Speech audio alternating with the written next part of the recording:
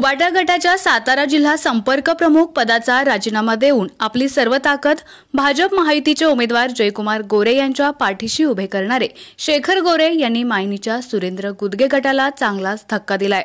महाविकास आघाडीला रामराम केल्यापासून शेखर गोरे यांनी राष्ट्रवादी व मित्रपक्षाच्या अनेक कार्यकर्त्यांना आपल्या बाजूला वळवून घेत महाविकास आघाडीचे आधीच खच्चीकरण केले आहे। त्यातच भर म्हणून मायनी येथीलच मातंग आघाडीचे माजी सातारा जिल्हा उपाध्यक्ष पांडुरंग सकट यांनी आपल्या कार्यकर्त्यांसह शेखर गोरे यांच्या माध्यमातून जयकुमार गोरेंना पाठिंबा दिलाय।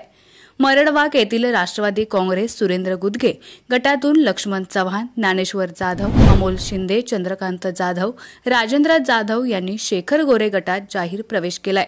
त्याचबरोबर भोसरी गावचे विद्यमान ग्रामपंचायत सदस्य अजय जाधव व नवनाथ जाधव यांनी शेखर गोरे गटात प्रवेश केलाय। गुरसाळे येथील करे वस्तीवरील राष्ट्रवादीचे शिवाजी जाधव, सागर जाधव, वैभव जाधव, विशाल जाधव, दीपक जाधव, महेश जाधव आणि सूरज जाधव या कार्यकर्त्यांनी शेखर गोरे गटात प्रवेश केलाय।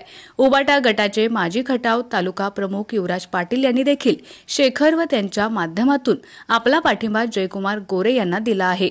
त्याचबरोबर मायनी येथील वडाचा मळा या ठिकाणचे शिवम माळी, वैभव माळी, नानासो माळी, अनिकेत माळी, हरिभाऊ माळी, मनोज माळी या प्रमुख कार्यकर्त्यांनी सुरेंद्र गुदगे यांना सोडचिठ्ठी देत शेखर गोरे यांचा हात धरला आहे।